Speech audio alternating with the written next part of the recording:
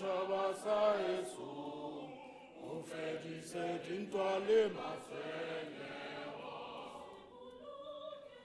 o se boloke setšhaba sa heso setšhaba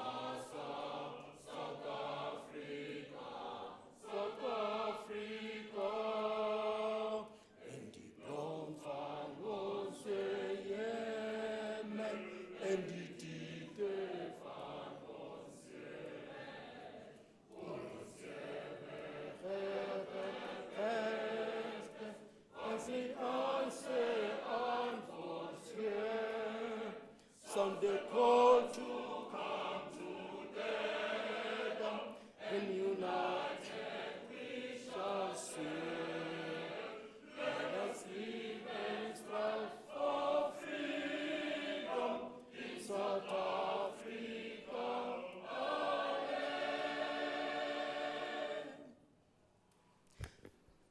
Thank you very much. Let's take our seat.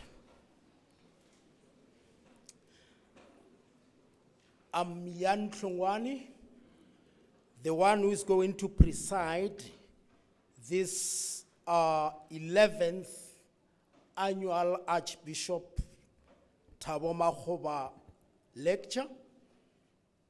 And now, ladies and gentlemen, allow me to follow the protocol in terms of greeting, where I'll greet on behalf of all the speakers. The members of the tribal authority, Bakhaga Bagamothapo, the chairperson of the University of Limpopo Council, Mr. Pandelani Nevolovotwe, the Vice Chancellor and Principal of the University of Limpopo, Professor Matlomo Khalong, the Deputy Vice Chancellor of Research, Innovation and Partnership, Professor Teboho Mutiba, the University Registrar, Professor Masha, the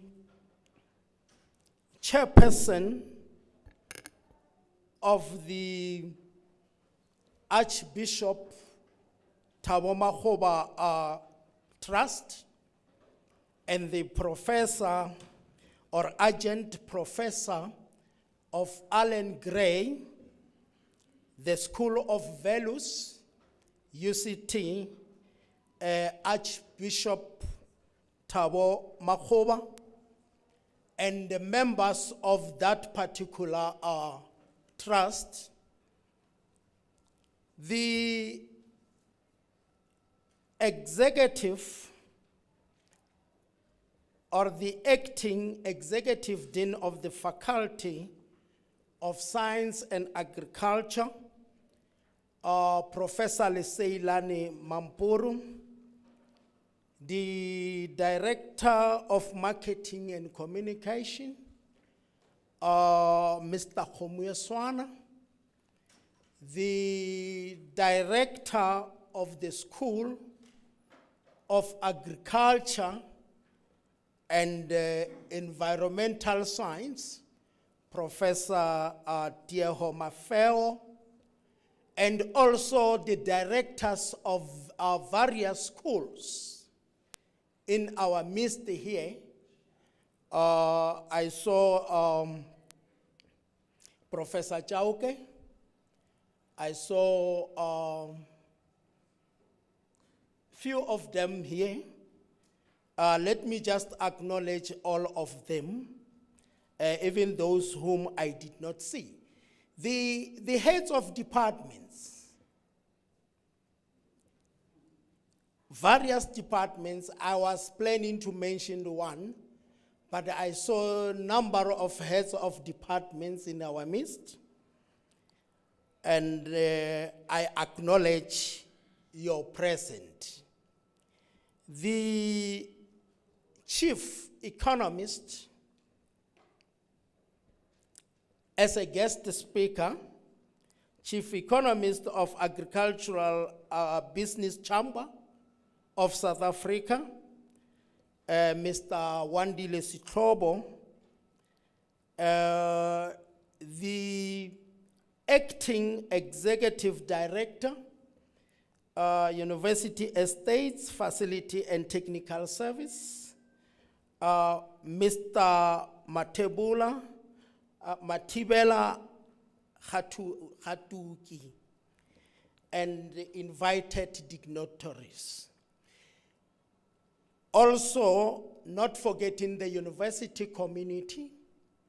And when we talk of the university community, members of the university community, starting from the academics, going to support section, and also the students at large, good afternoon. Thank you very much for joining us on the 11th Archbishop THABO MAKGOBA lecture, which is brought to you by the collaboration between the University of Limpopo and Archbishop MAKGOBA Trust.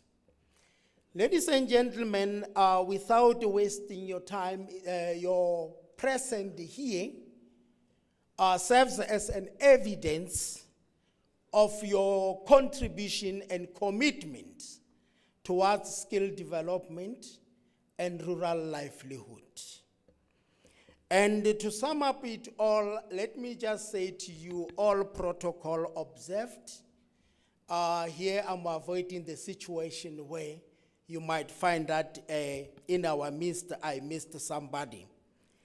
Ladies and gentlemen, we are going to start to proceed with the program. I'm going to invite on the stage the executive dean, the acting executive dean of the Faculty of Science and Agriculture, Professor Leseilani Mampuro, to come and give the opening and the welcoming remarks. Let's give him a round of applause as he comes to the stage. Over to you, Professor.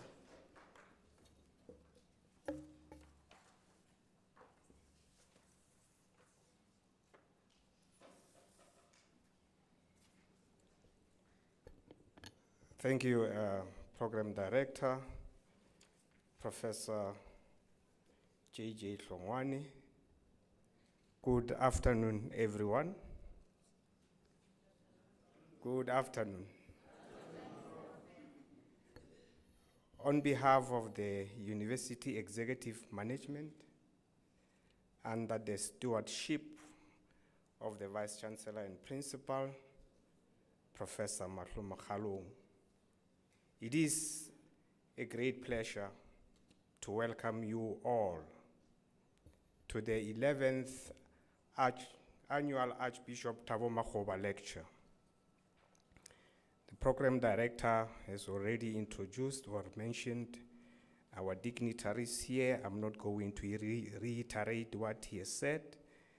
As he instructed, all protocol observed.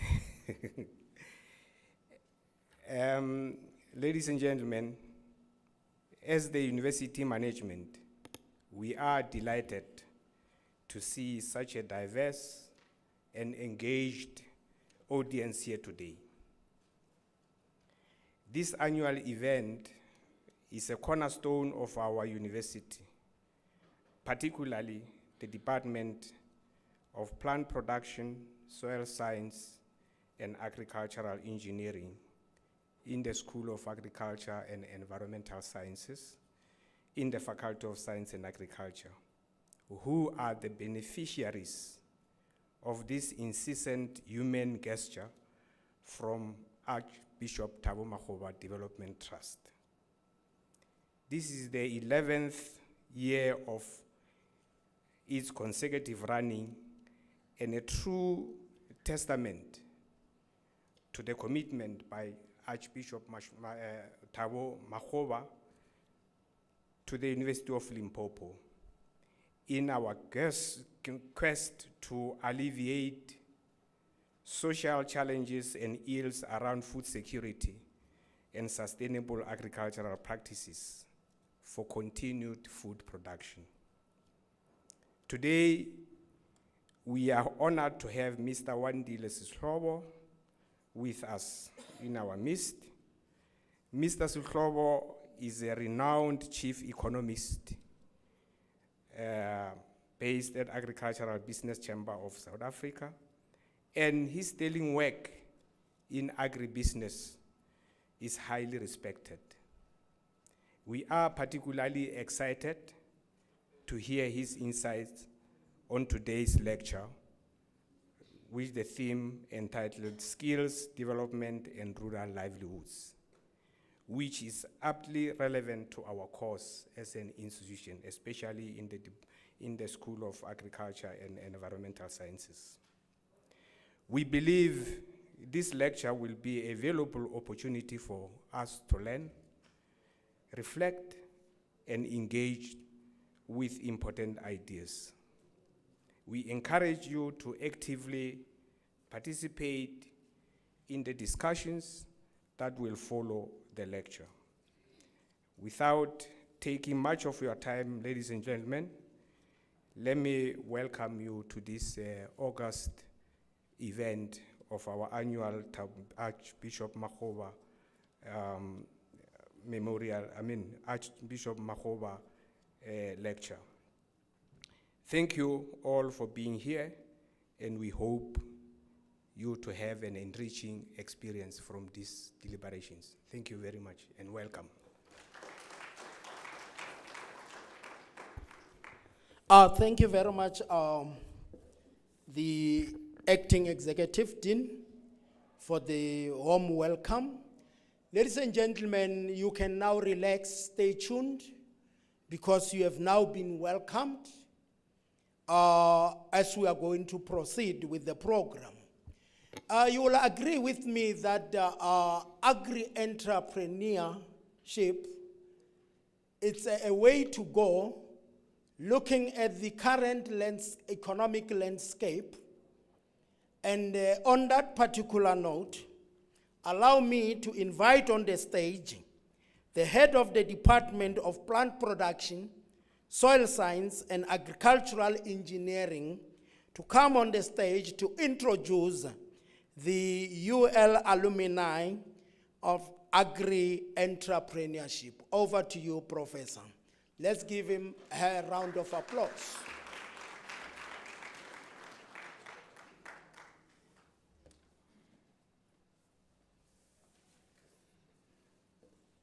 Thank you, Program Director. To the University Management, our guest who honored the invitation, and everyone present, as we have indicated, all protocol observed. Let me greet you all. My task here is to introduce the women in agriculture who are the entrepreneurs, and they studied their qualifications from the University of Limpopo. The first one that I will start with is Ms. Rasetlo Anna Mapula. She's the chairperson of Tlatlolanang Primary Cooperative Limited. The cooperative is situated at Kopermain Village, Ramaja, which is about 40 kilometers away from Polokwane City. It is found in the jurisdiction of Polokwane Municipality, Ward 2, under Capricorn District Municipality. She studied Bachelor of Agricultural Management in 2023 from the University of Limpopo, and the project that she's running is mixed farming, where she's farming on plants and animals. She can take to her, yes. The next one,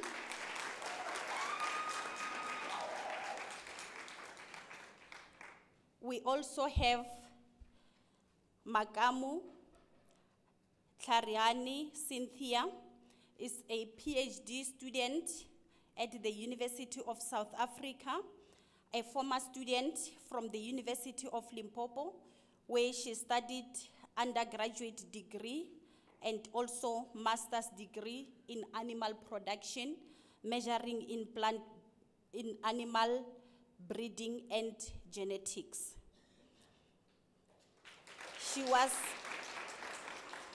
She was awarded SASA's Merit Award for Outstanding Achievement in final year for the Bachelor of Science in Agriculture in Animal Production at the University of Limpopo in 2022. She was also ranked as the first position drama for reading and writing competition, and also a dancer Latin achiever in 2021 Youth South Africa Rising Star. She's also a founder of Agricultural Enterprise, a farm located in Folobodwe, Nwanedi, with a 20-hectare land. It's in Thohoyandou.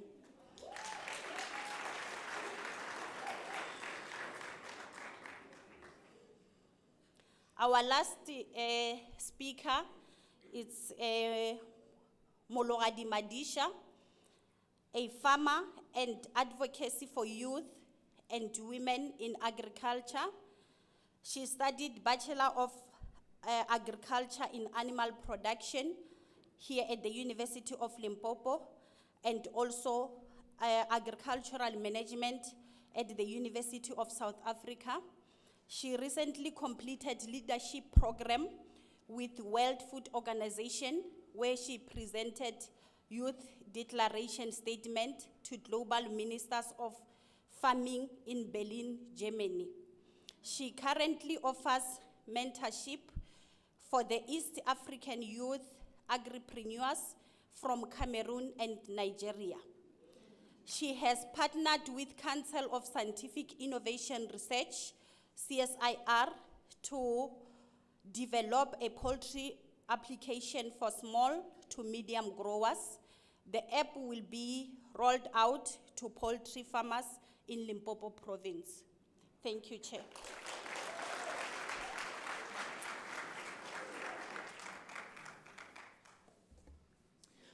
Thank you very much. And this is good story to hear that our products from the various programs in agriculture, they've now adventured into agribusiness or agricultural entrepreneurship. That's what we want, because as you look at the current economic status, the unemployment rate has increased to 31.9%, and the youth unemployment is over 50%. So in that case, this will serve as encouragement to our students to say it is possible.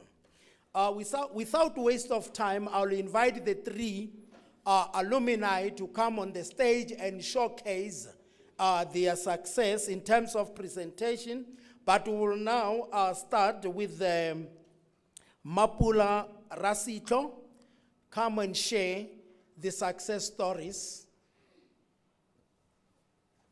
Thank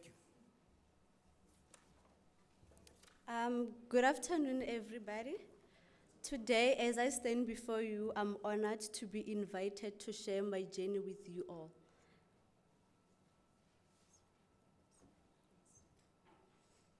I would like to greet everybody in here, and I'm here to encourage everybody who wants to start their own business. Start now, as there's no proper time to start. You'll excuse me, I'm nervous because there's a huge crowd to stand in front of, and everybody here, it's an honor to stand in front of the professors and everybody here that you see here. It's an honor. As they've mentioned, my name is Rasetlo Mapula. I'm the chairperson of Hlatlolanam Primary Cooperative that is situated in Ramaja, Coppermail. The project was allocated 10 hectares by the Maja jurisdiction. What I did when I first learned that I want to become a farmer, I went home and I told my parents, I want to be a business owner. I don't want to go out there and submit CVs. I want to receive CVs. I want everybody here in Ramaja that has dropped out to come to me and say, we want to work with you. I want to empower them. Because now, as we can see, if you don't have grade 12, there's no way that you can go and work. Even if it's a general worker, they require a grade 12. So now I said, I don't want to empower everybody who has qualification. I want to employ everybody who doesn't have qualification so that they can go there, start their own business, and excel with me. I grouped 4 members that they come from disadvantaged families so that we can come and start the project together. Before I started the project, I had a dream to become a modeler. When it was time for me to go and honor the I'm nervous.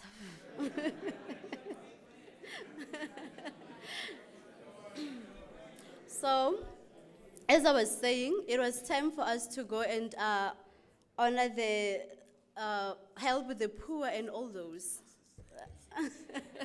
Okay, so when it was time for me to donate, I remember I went to my high school and said to the principal, I want all those 4 people that come from a disadvantaged family. I want to donate something for them. So there was this grandmother who came and received the parcel. She was crying, saying, at least now my kids will have a taste of meat. And I was like, at this age, I was 18 by that time.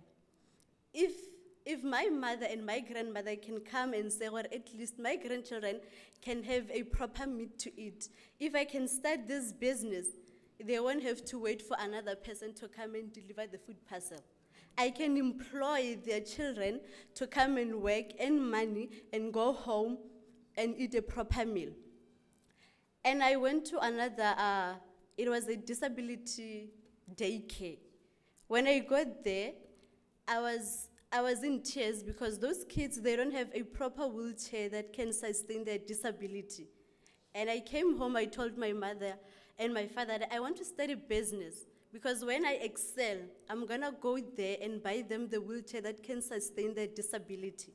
That's how I grouped a youth in my village that come from the same background as I am, disadvantaged background. In these 10 hectares, my mother helped a bit financially so that we can have a proper infrastructure. Unfortunately, we cannot produce in that 10 hectare because we don't have more infrastructure to do so. So now the advantage of farming, you know, when you're a farmer, you don't have to wait for your grandmother to come from when they have received their grants to say, my daughter, here are potatoes, here are cabbages. That's what we live off. So we produce food and we are food secured for our family and other disadvantaged families because when we produce 5% of our produce, we go and donate it to the poor and the daycares around my village.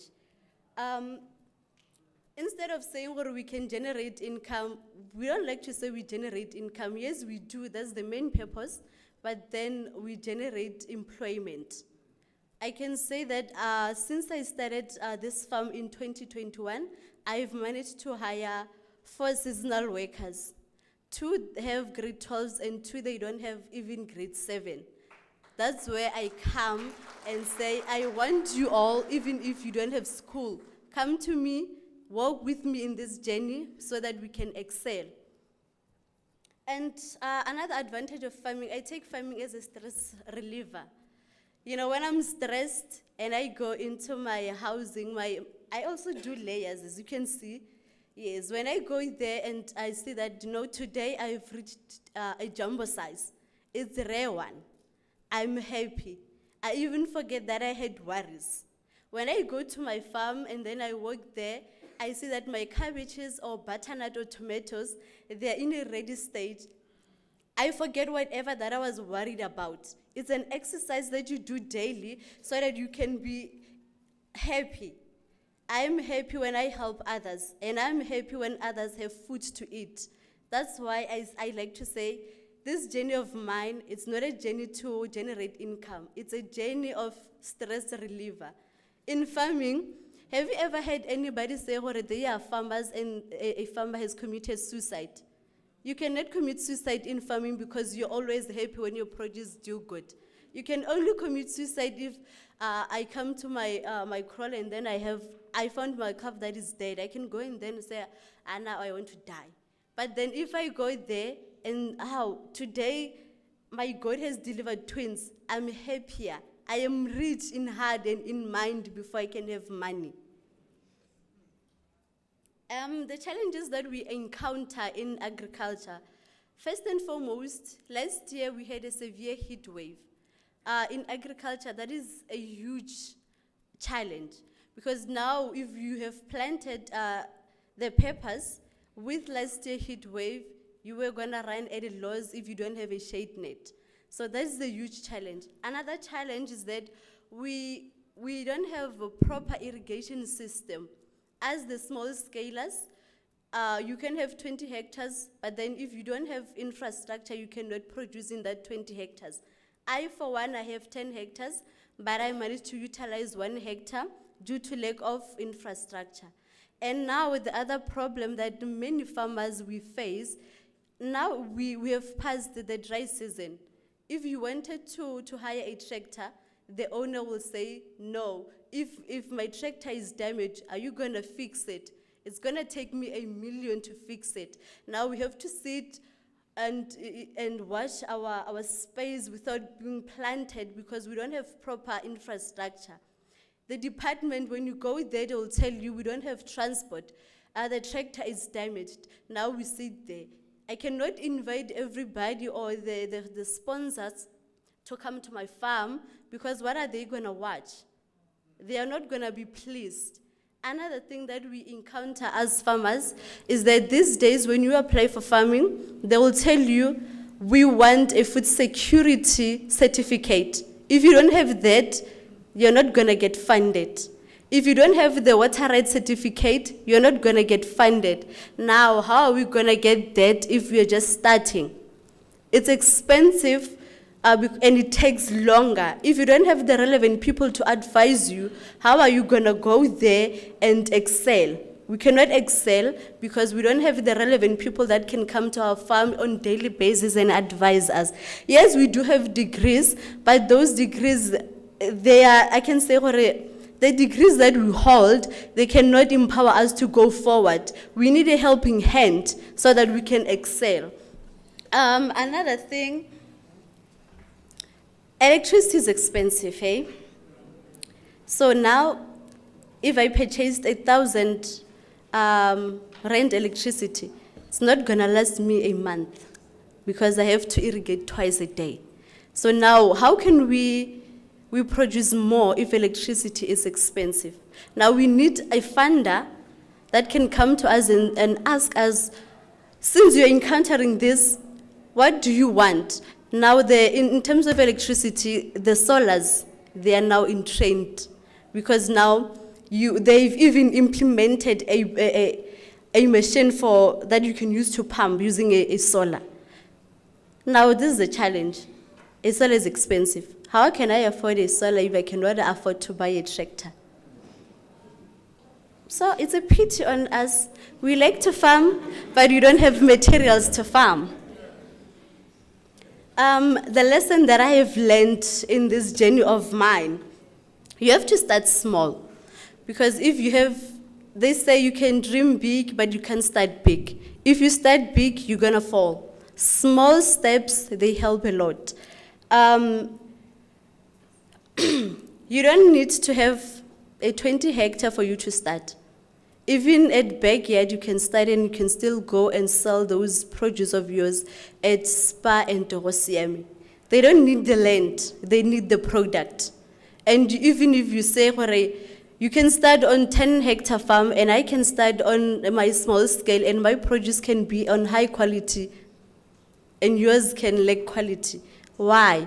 Because I started small, I managed to study my crops, I managed to learn if this is a problem, this is how can I encounter it. But now, had I studied on my 10-hectare farm, I wouldn't have even sold everything. The take-home message for farmers, because I can say upcoming farmers, you're already a farmer, you don't need a motivator to come here and motivate you. You yourself, you're your own motivator. Farming, it's a journey. It's not a shortcut for you to be a millionaire. If you want to be a millionaire, I don't know how you're gonna become a millionaire if you don't start small. Be patient and persistent. You know, in 2021, it was my second year here in UL. I managed to save my NSFAS money and I bought 2 cows. And in 2023,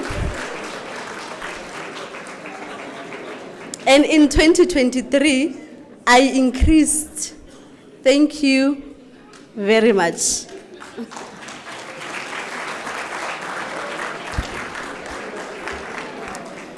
The only word that I can say is just to say sensational. And I will not comment further. The next speaker will be Ms. Cynthia Makamu. The time is 5 minutes. And when you see me taking on my feet, it means you have exceeded. Thank you. Good afternoon, everyone, and all protocols observed.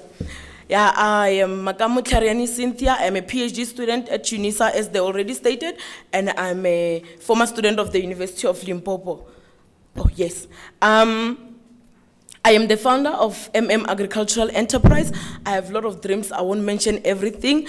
The aim of my company, or the goal of my company, is to become a commercial farmer and also do assist here and there, do produce employment, etc., etc. I won't give you all those details. What I want to share with you today, I'm just going to give you details on how I started farming, how far I am now. I won't tell you how far I'm going to go. You'll just see me on the internet and everywhere trending, you know. Yeah, yes. One day, being in the same room with me is going to be a big deal. Watch the space. Yes. So, when and how I started this business, I started last year on February. What happened is that I was doing my master's 2023, I was budgeting my money, my NRF money. That's how I started. I was not looking for funding. Even now, I'm still not looking for funding. I'm still expanding my business, but I'm not looking for funding. But if it does happen, yes, I'll apply. I'm not saying don't look for funding. Yes. So I started last year. I saved money. I was playing Stockfell with some students from UL. We were playing Stockfell, 2,000 per month, and then it was paying, like we were 10, it was paying 20,000. Maybe there's some people who played that Stockfell with me.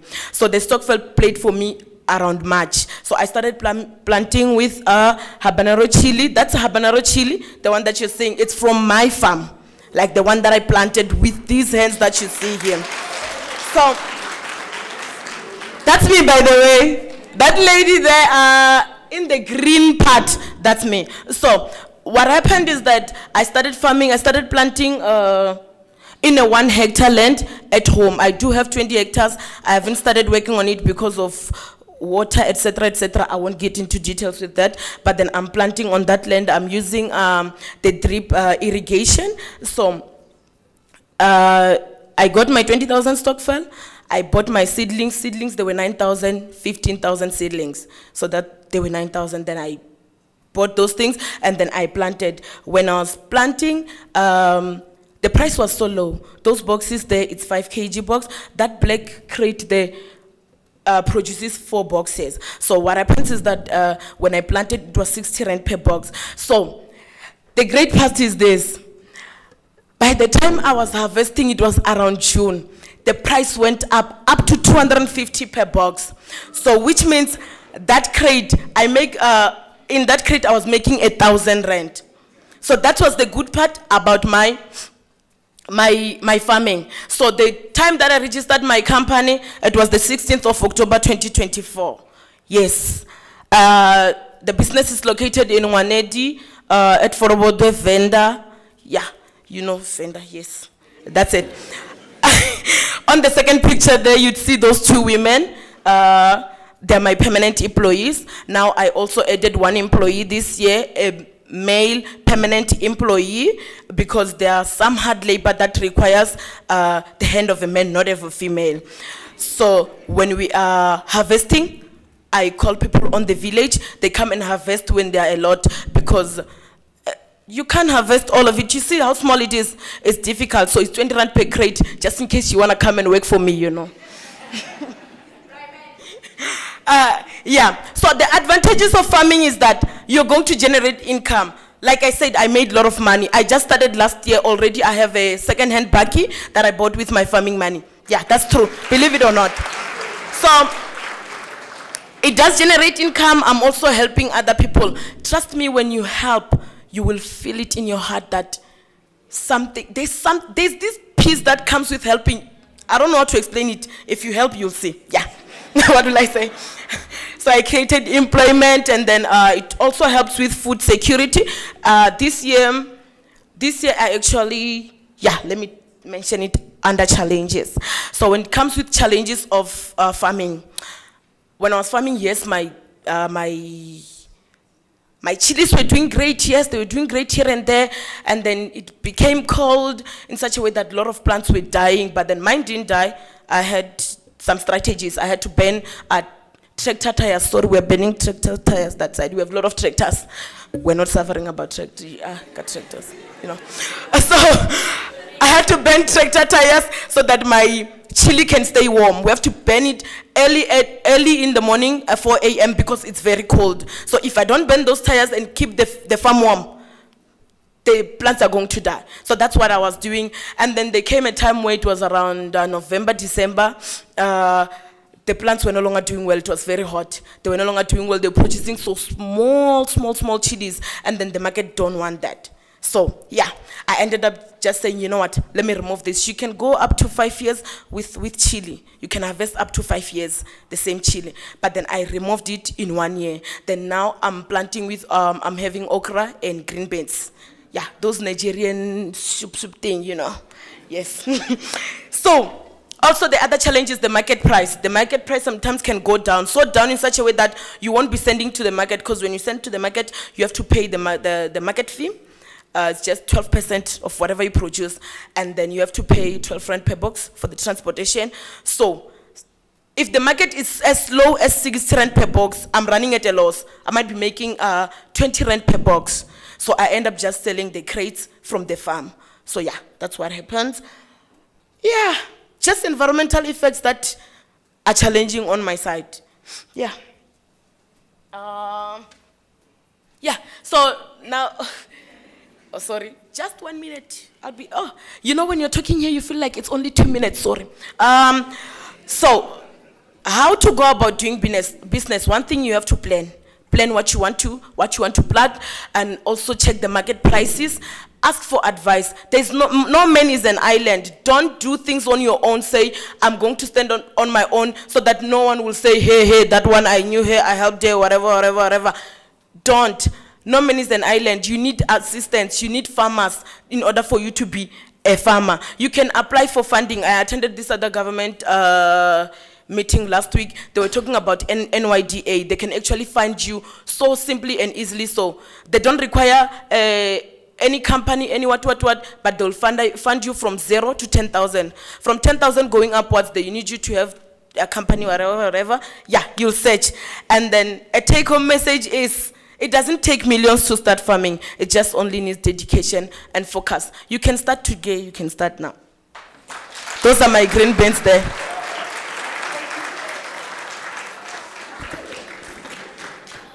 Thank you very much. Exceptional is an understatement. You can think of any other word to describe that. Now I'm handing over to Ms. Mwachana Madisha to share the success stories. Over to you. Are you ready? Yes, while they are still preparing here, the take-home lesson is that agriculture is no longer a business only. Agriculture is a business and also it's a livelihood. From the first speaker indicated that from farming relieves stress, which is contributing to the livelihood. The second speaker said farming. You are ready now. Yes. Over to you. Thank you.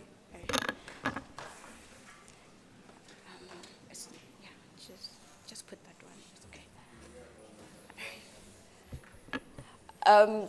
All protocol observed through the program director. My name is Mologadi Madisha, and for unforeseen circumstances, my presentation is not the right one. All right, but I'll basically speak about my company from in the back of my head, right? I'm the founder of Agri September Farming, which is situated in Moleji, just after Seshiro. This Moleji area there is on a communal land, which is 7.5 hectares, but we are now currently operating on 2.5 hectares. We produce watermelon, spinach, and beetroot, and we've been doing so well for the past 2 years. Well, in a way that as a starting young farmer in South Africa, we are bearing the heat of everything else, being in the climate change as it is. So I've studied animal production, but for God reasons, I'm in a plant production now. But I've been with the industry under poultry production, where I have now understood the likes of understanding what the industry requires. I want to paint a small picture since we don't have a presentation. A good friend of mine said that this is an agricultural industry as the same as any other industry, right? I do have you guys here. You're gonna follow me very well. So what it does and means is that when you are releasing a movie, right, there is a poster, right? On the poster is only 2-3 people, leaders and Netflix or Showmax or whatsoever, right? In that, we have that one, right? And then we also have the players in the movie when it plays. All your my dears and other sponsors and other people that are there, many of people that are not on the poster, right? At the end of the movie, there's such a line of credits, right? With people that we don't even know, executive producers, your lighting, your technical guys, and everything else. That is the industry we are at. Not everybody's gonna be in the front page, right? And then there are people that we're gonna know, that we don't know, that are getting the job done, right? There's a sound guy, there is an economist in agriculture, right? There is a farmer, there is an extension officer in the industry, right? There's researchers, there's academics, there's advocacy, there's policymakers, there's decision makers. There's a lot of people that are there in the industry that we need to work together to produce a movie that is going to be on Netflix or Showmax with only 4 people in the front. I'm not saying we should not do farming, but I'm saying there are many options in farming, right? Which has led to me to develop myself as a young farmer in the industry. During my introduction, they've mentioned that I've traveled. I've been to Germany, I've been to Italy, I've been under World Farmers Organizations. I'm now with Pan-African Farmers Organizations. I'm also in the SADC, where I've learned to see that opportunities are not only within the borders of South Africa. And not only is the challenges that are in farming, it also about the opportunities that comes. And not opportunity because they come because I give you a carrot, you give me money. But an opportunity that actually comes because we have to interact with leaders. We have to interact with institutions and research and understand going forward. So what I do currently beside farming And what I love to do is advocacy. Advocacy is where it tells young people to show you guys that opportunities in farming are not only based for the farmers alone. So we advocate for young farmers to be included in decision making. We advocate for young farmers to come and explore with other SADC, African, global farmers. When I was in the gymnasium class, I was with students from Brazil, Canada, and all of that. They are generational farmers. As I am, I've only been farming for 2 years and on communal land and with my own savings, sometimes, you know.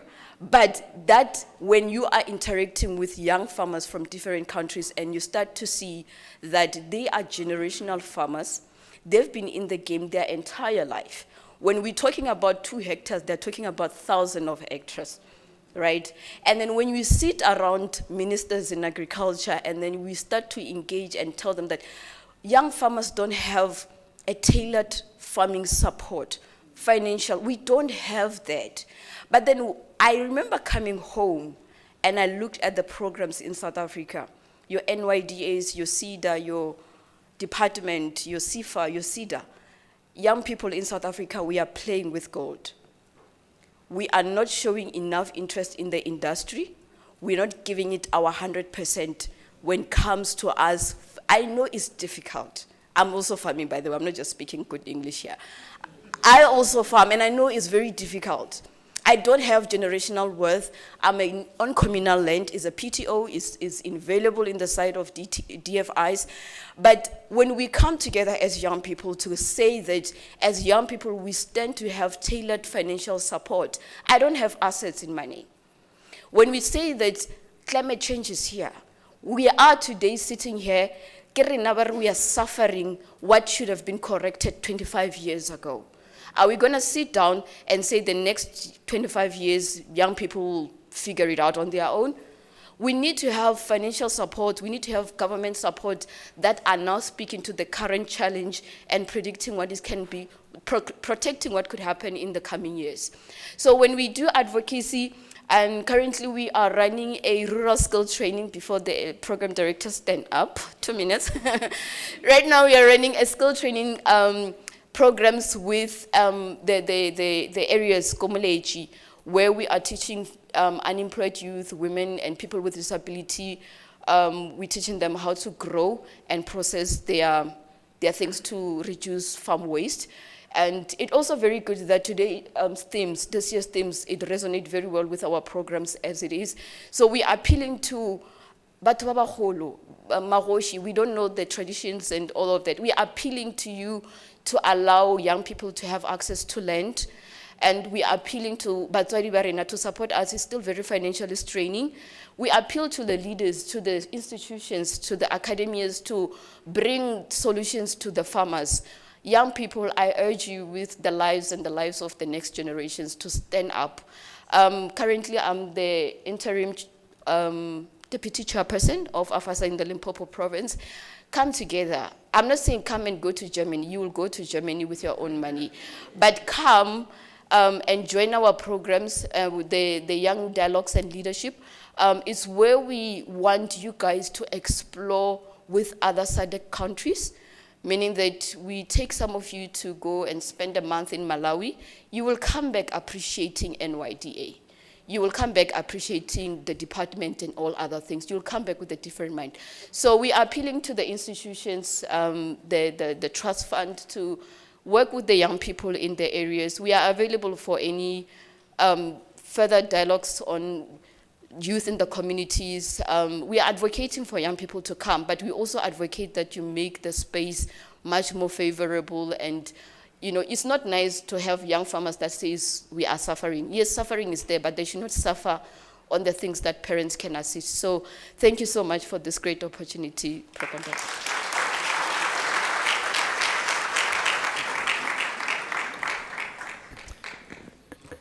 Can we give them a round of applause?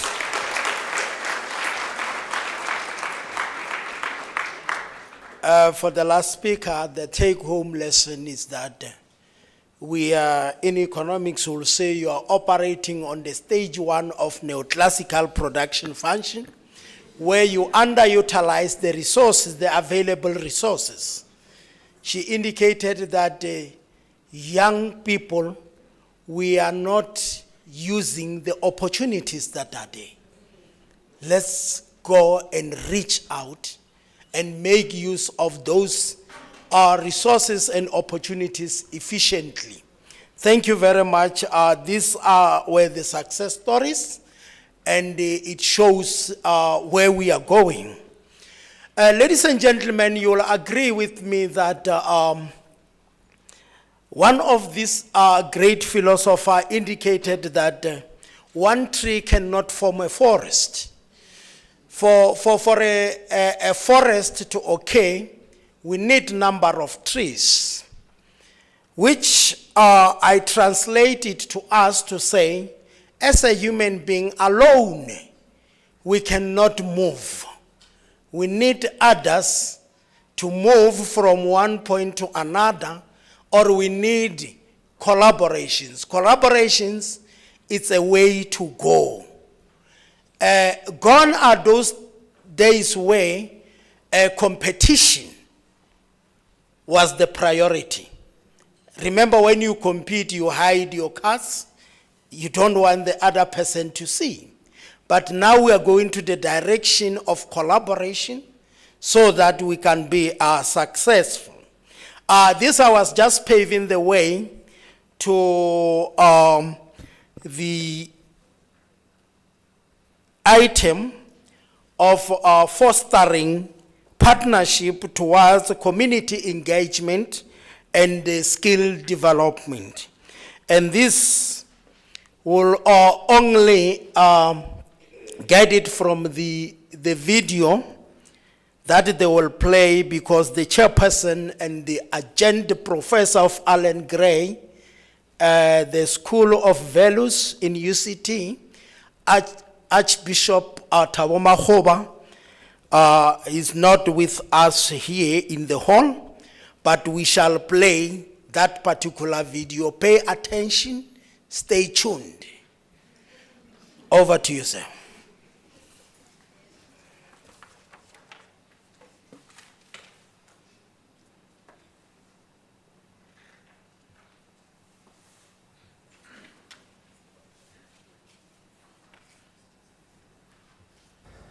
Members of council, university council, the principal and vice chancellor, Professor Mahlo Mukhalong, our esteemed speaker, Wandile Sihlobo, and the other respondents, deputy vice chancellors, deans, program director, Professor Hlongwani, ditlo ka moka tse leng gona ya tamisha bakhalaka,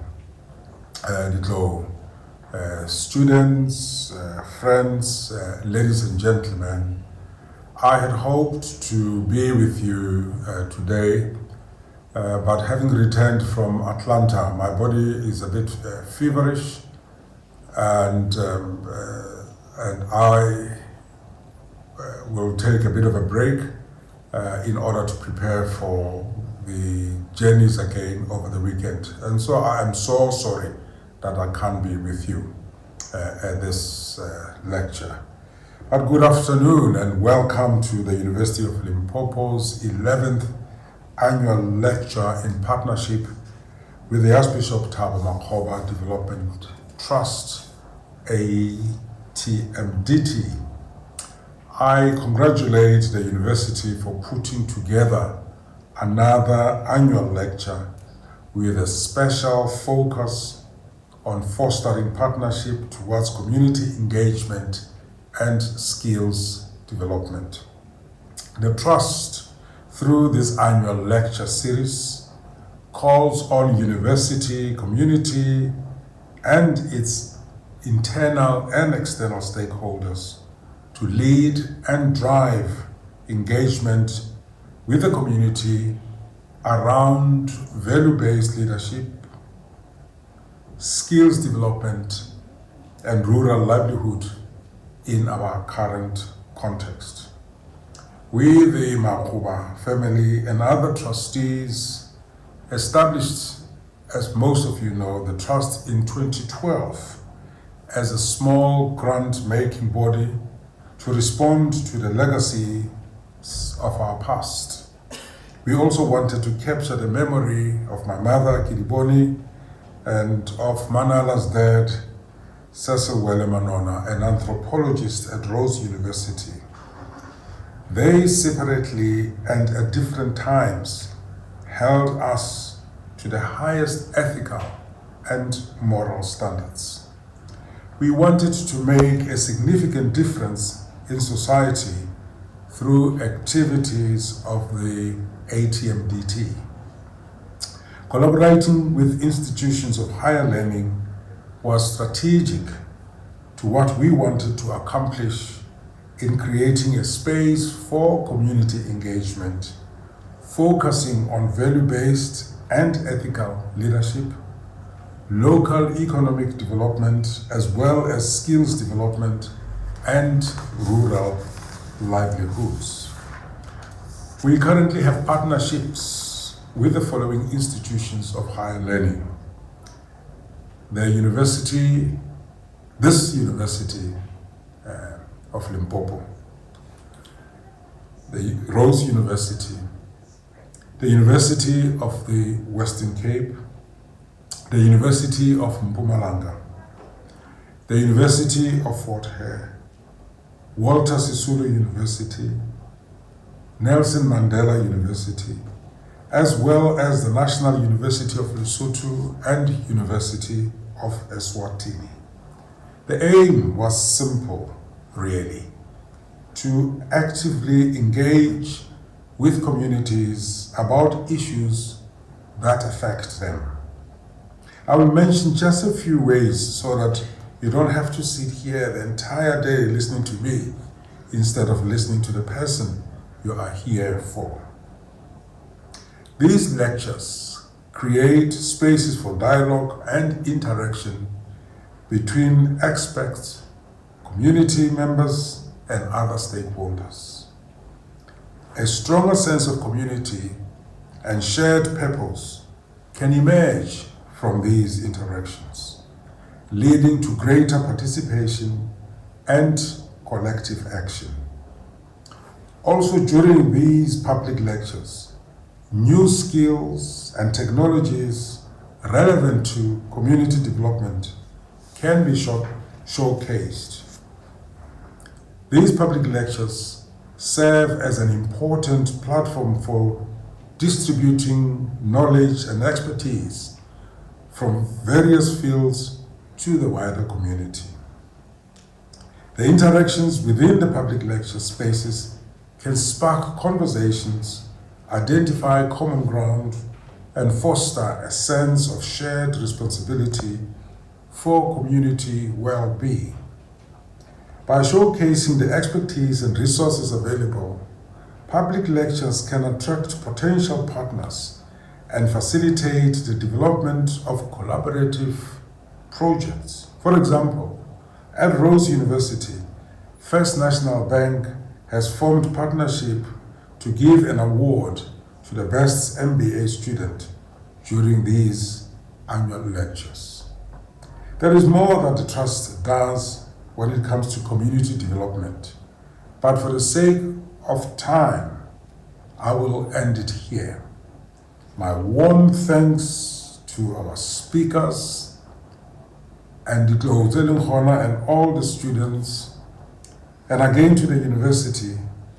We thank you for partnering with the Trust in this platform for dialogue. We need it more than before as the country also engages now in its national dialogue. You have been there for 11 years, so share some of your experiences, perhaps with the eminent persons of the national dialogue or the dialogues that may happen in your own context. So God loves you, and so do I. And once again, Prof. Mahlo, thank you for our journey together.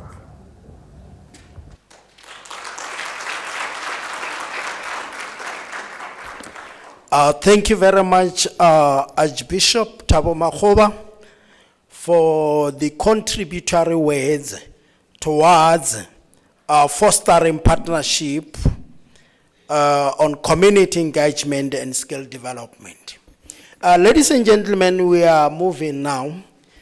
We are going to call upon the Vice Chancellor and the Principal of the University of Limpopo on the stage, Professor Matlho Mokgalong. As he comes, can we give him a round of applause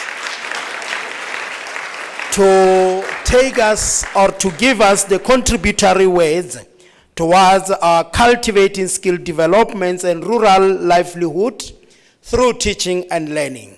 Thank you very much, Prof. Thanks, Program Director. I must upfront indicate that the stories of the three ladies blew my mind away. I'm even ashamed of coming with what I've prepared there to come and read.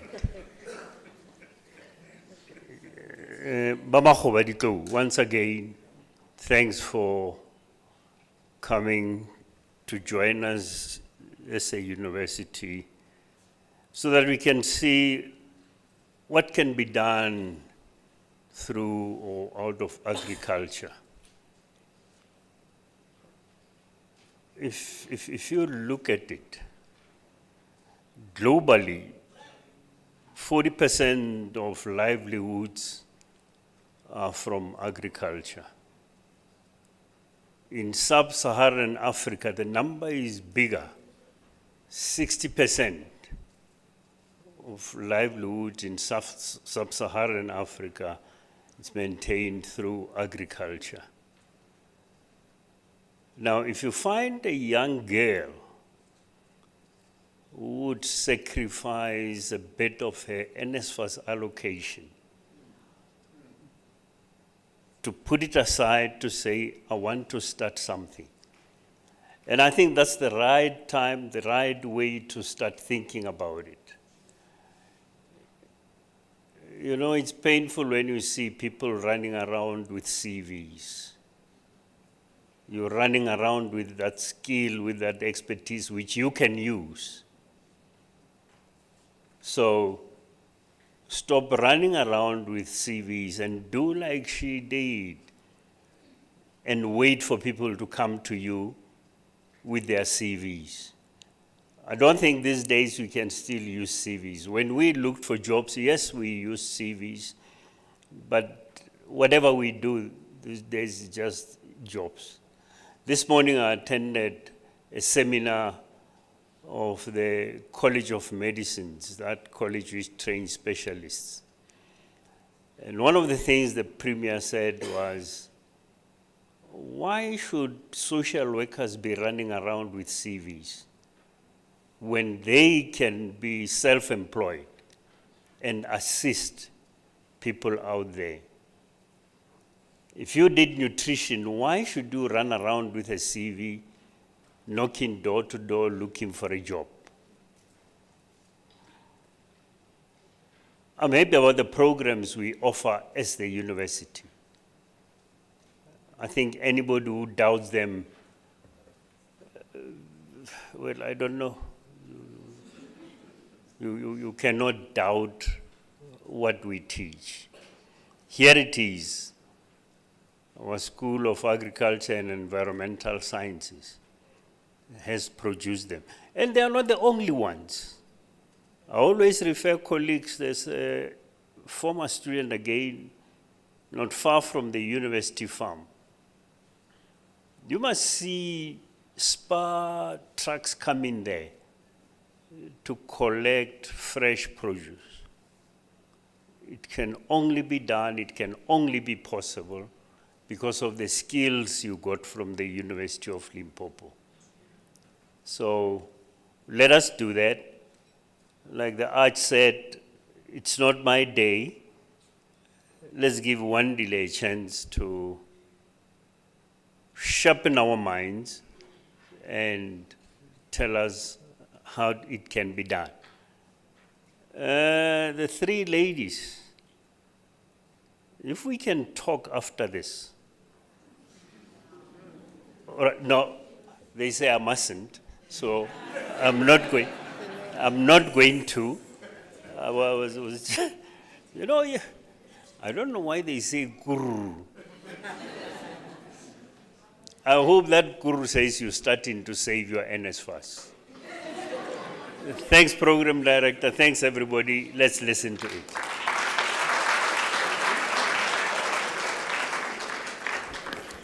Thank you very much, Professor Mkhalong, for the contributory word. Though you did not present your presentation, but you were relevant to the theme, cultivating skill development and rural livelihood through teaching and learning. There is a lesson learned from your presentation.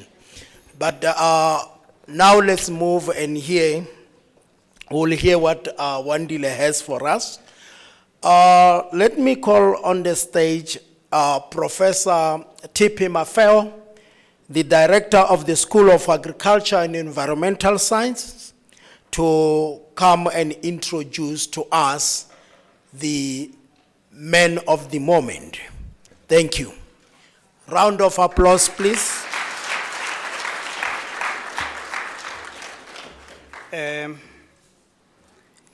Program Director, let me start by thanking you for giving me this opportunity. I will introduce Mr. Wandile Sehlobo on the already established protocol. And good afternoon, ladies and gentlemen. I'm going to read a very brief intro of or bio of our guest speaker, Mr. Wandile Sehlobo. Mr. Sehlobo holds a Bachelor of Science degree in Agriculture Economics from University of Fort Hare. He's also holding a Master's of Science in Agriculture Economics from University of Stellenbosch. The previous speakers, even the program director, has indicated that he is a chief economist of Agricultural Business Chamber of South Africa. And Mr. Wandile Sehlobo is not just a chief agriculture economist, he's also a very good author. He has authored 3 books to date. The first one is The Uncomfortable Truth About the South African Agriculture. It was released in March 2025. The second book, it's A Country of Two Agriculture, the Disparities, the Challenges, and the Solution. This was released in 2023. And the last book that he has authored to date, it's named Finding Common Ground, Land, Equity, and Agriculture, and it was released in 2020. Mr. Sehlobo, he is a senior lecturer extraordinaire at the Department of Agricultural Economics at Stellenbosch. He is also a visiting research fellow at Wits School of Governance. Mr. Sehlobo has been serving as a member of President Cyril Ramaphosa Prudential Economic Advisory Council since 2019 to date. He has also served as a presidential expert advisory panel on land reform and agriculture from 2018.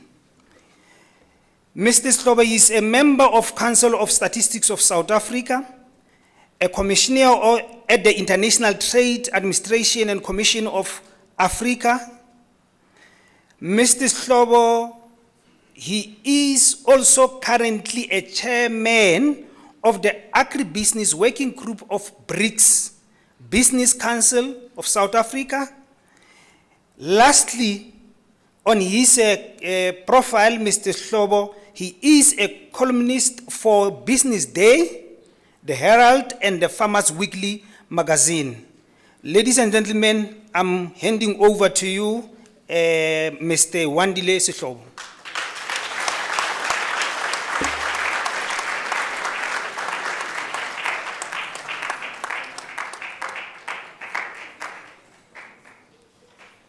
Thank you so very much, Prof. That was very kind. I appreciate that. Let me start off by thanking the leadership of the university, the foundation, many entrepreneurs, Dr. THABO, and all of you colleagues and the farmers, that you are able to make time to join us this afternoon. I hadn't been to the University of Limpopo. This is actually my first time. And I must say, I must say, I'm actually moved by the generosity of many of you that you are able to make the time at this time of the afternoon to fill the hall. This is excellent. The last time I had watched one of the lectures that was given here, it was by the governor number 8, as we used to call him then, God bless his soul, Tito Mboweni. I used to drive across many times in here going to MAKGOBA's Kloof, where we would be meeting with him, and I was telling Jan the stories that we used to talk about at that time. And as I thought about what would be useful to talk about into this day, having read many of the texts that the Arch himself had written a number of times, he is someone that I think when we think about invoking debate for what is good for the country, he usually touches on some of those important topics.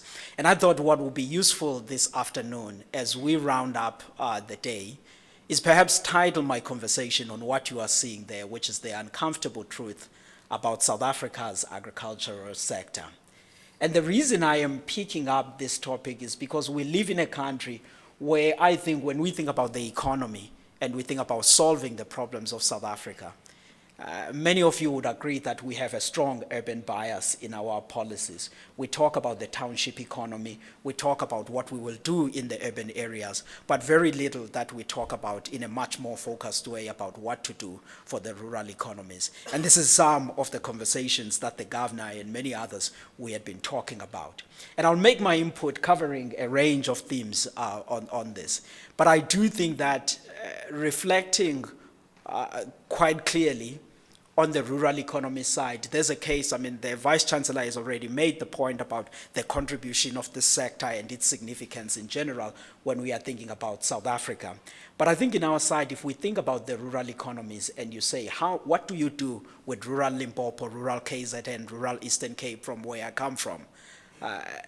One sector that remains at the core as to how we can move us forward, it is this one of agriculture. And yes, we can make the point and say we focus on township economies and the other areas because many people are urbanizing. That is correct. But as they are urbanizing, someone has to provide the resources that they are utilizing, from food to fiber and many other things that they are utilizing on their side, which is where the agricultural sector then begins to be important. And I think that focusing on it, thinking about the skills development, but also thinking about the increase in participation, which is what the inspiring story all of you, Cynthia and the colleagues were talking about, is exactly what we have to be imagining on bringing more people to participate in this particular sector of ours. And in South Africa, we have been thinking about agriculture, even though there is that urban bias. But what is quite clear is that we have not succeeded on improving or implementing a number of plans that we have talked about. There is this general thinking in South Africa where we say we are very good at creating a number of policies, but not so much on implementing them. And I think to a certain extent, yes, that is correct, because much of the problems that you yourselves are experiencing in practice, had we been much more effective in implementing those, we perhaps wouldn't be in a position that we are finding ourselves in today. Although I think that sometimes we can be harsh in our judgment of ourselves because there are some policies and some of the things that we have done and done them excellently. But I think for the interest of bringing in line those that are small scale and the medium scale, this is where we have been lacking. If you just look for a moment, for example, on those range of policies that I'm throwing there from 1995, the number 3 of that, the Marketing Act, is one of those that we have done very well on implementing. The second one, the Strauss Committee, as to when we were deregulating the agricultural markets in South Africa, is one of those that we have also done excellently. But a range of the others that are following that, which were targeted at the empowerment as well as the inclusion of the medium to large-scale farmers, black farmers, into the bigger picture of the South African economy. It's exactly where we have been lacking when we are thinking about this. And we haven't stopped there in imagining about what to do. In as late as 2012, we came up with an important policy or document or framework or program as to how we should be reimagining agricultural development in South Africa. I know many of you probably didn't read the whole NDP, it's a big document, but Chapter 6 is what is relevant for the topics that we are talking about today, and it outlined clearly about what we needed to do. But very few things we have actually done in that topic. You hear the political leaders asking, where are the million jobs that Chapter 6 of the NDP had said will be done? But those million jobs were going to be delivered provided there are certain steps of things that must be done. One of those involves what you folks were talking about, the issue of releasing of land with title deeds, improving land governance in the former homelands, making sure that the water rights and the infrastructure issues that are linked to that is something that is addressed, and many other infrastructural constraints that I experience. And we didn't do that as a country. We've done very little on implementing those. If you read the latest agriculture and the agro-processing master plan, which we have worked on, the master plan on itself, the skeleton of it, the themes that it covers are very much in line with what is on Chapter 6 of the National Development Plan, but in a much more granular way.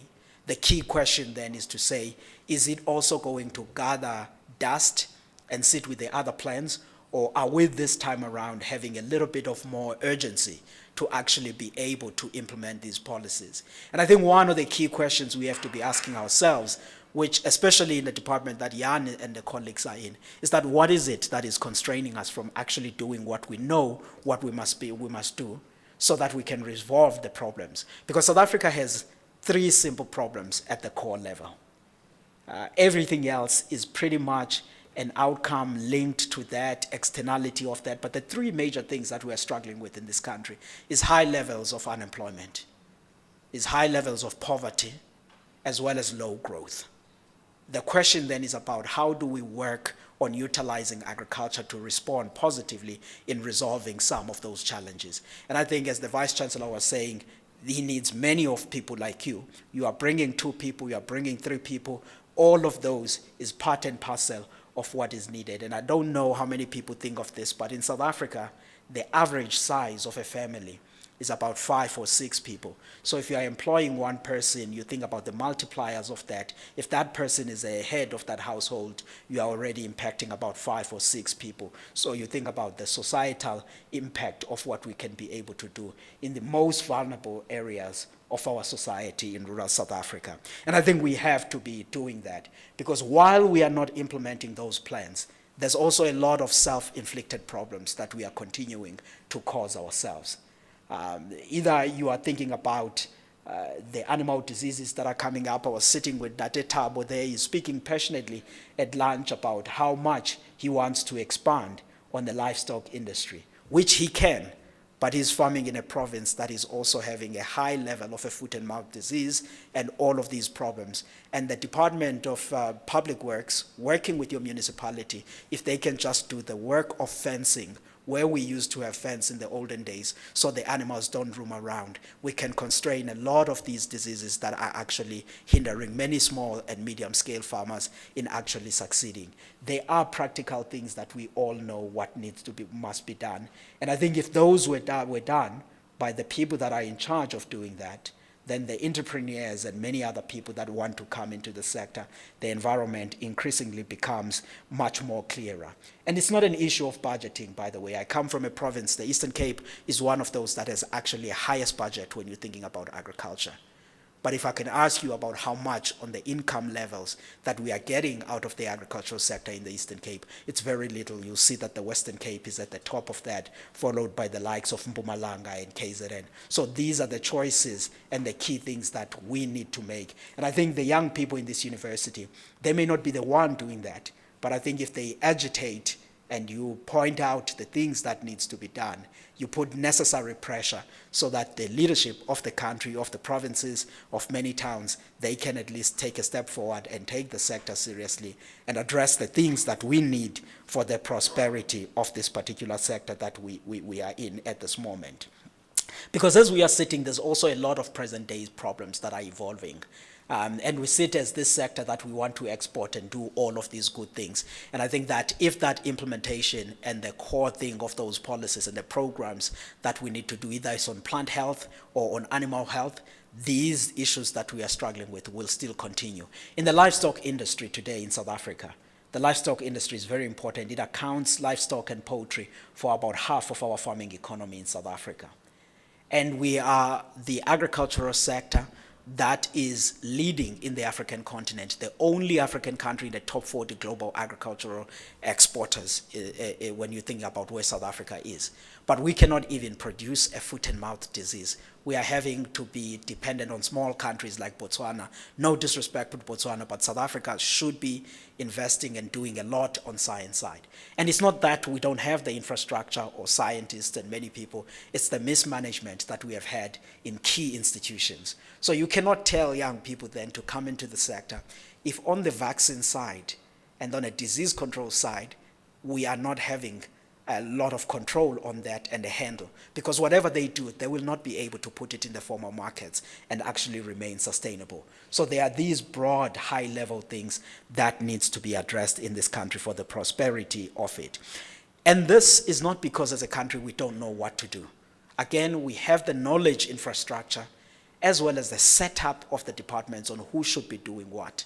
The key thing that we need are the people that are devoted, collaborative, and knowing that they have to execute this. And they don't need money, by the way, because there's sufficient budget allocation that goes to these things. But seemingly, we are prioritizing the wrong things out of it. And you cannot simply say the private sector must do it and leave it to government, because some of the things, unfortunately, in agriculture, you are dealing with biologicals. And some of these aspects are a public good. And it is the government that needs to execute them. It's not because we are just outsourcing to the government because we like doing that. And I think that while the conversation has been a lot about animal health and everything else, we need to start thinking a lot about plant health. And the province of Limpopo is the ones that is actually having the largest exposure on that. If you just drive down the Letsitele Valley and you see what's happening, you are one of the biggest provinces that is huge on horticulture. And I think that the issues of plant health is some of the aspects that are very important, and we have to continuously be thinking about when we are considering the prosperity of this sector. But we are not an agricultural sector in South Africa that has only been plunged by problems. I started with those problems because those are the problems that in part have made us a country of two agricultures. Because if you think about the macroeconomic base of agriculture and say, how has this sector been from 1994? This is a sector that has more than doubled in value and in volume terms. And the key things that have delivered that growth is about two catalysts amongst many. One is our advancement on science. The better genetics, the better seed cultivars, the technological capabilities to improve the productivity of the sector is the one catalyst. The second catalyst is around opening up on the demand aspect. We now sit here, and yes, we do have the poverty problems that I've talked about. But the poverty in South Africa, it's not because we lack food. It is the income poverty problem. And it's also not because food in South Africa is as expensive. You can use even a simple metrics like the Economics Burger Index, Big Macs Index, and you look where South Africa is, or you look at the International Grains Council Food Price Index, and you see South Africa is one of the most affordable countries. But the households simply do not have income regardless of where you price the products. In terms of the output, we export about 55% of what we produce. And those exports are necessary on ensuring that those farms receive incomes and they remain sustainable on what they are doing. Because there's a lot of people that are already working there, without even calculating some of the people that are in the medium-scale farming, where Stats SA probably has overlooked some of those. And you think about people that are in the formal scale of the farming sector. We have about 940,000 people in primary, about 350,000 people that are in the value chain. So give or take 1.3 million South Africans. And again, you think about the multiplier effect if you are considering those people are probably supporting the whole family. That's the livelihood that if we get this agricultural faculty producing more of the people and the state and many others that are the regulators supporting that we could be able to do and touch and empower as this country. And of course, the role that we play in the continent and elsewhere. And it is also because of those gains of a country that has actually doubled in its output since 1994 that I was very taken aback when we started having debates like this, that there's this genocide, agriculture is under pressure, people are simply taking other people's farms and all of those things, because that is incorrect. South Africa is one of the sectors where we've seen investments coming into the sector. The commercial banks, as we speak today, they have given the agricultural sector about 220 billion rands. That's the farm debt. And each year it's growing at 9%. And not because the farmers are unable to pay back that money. They're using it to reinvest and do other things. But the point that I'm trying to get at is that we have to protect also the image of this sector. If you are exporting about 55% of your crop, and then you are having headlines like this, what you are signaling to the world is that I am not a reliable supplier. In the next 4 years or 5 years, I may not be able to export to you because I'm under siege. And you cannot be under siege while the numbers are saying you are the only African country in the top 40 global agricultural exporters. There's no country that produces like that is actually under the revolution. So how we think, the narratives that we tell about our farming economy is also something that is very important. And that myth about the farming economy, by the way, is not only on one side of the society where you can say it's certain groupings that are saying that.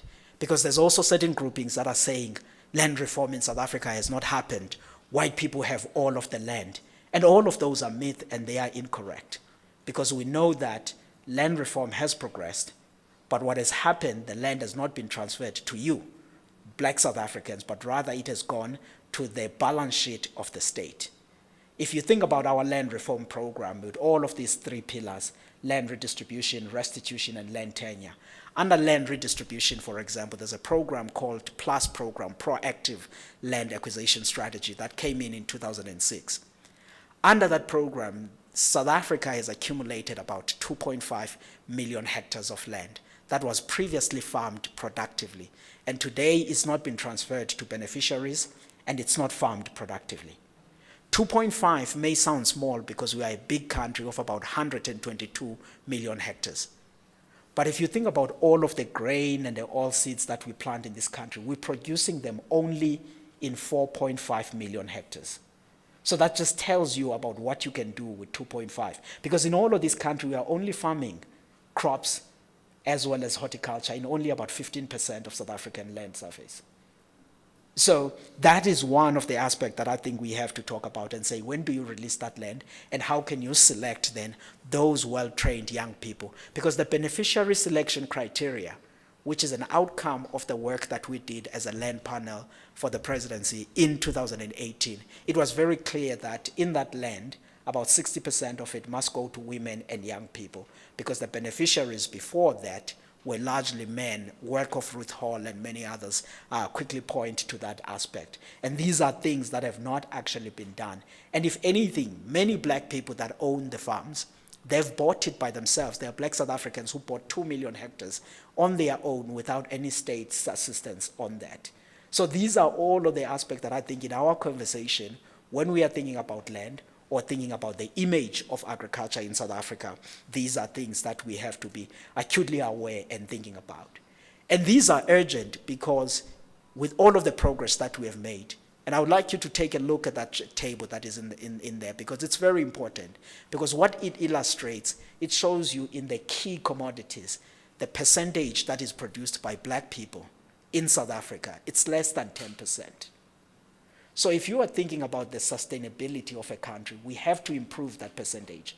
But we will not improve it in any other aggressive way, but we will improve it by these partnerships and thinking about how do we bring land that has already been acquired in the open market into full production, selecting the beneficiaries that are appropriate, and making sure that we grow the farming economy.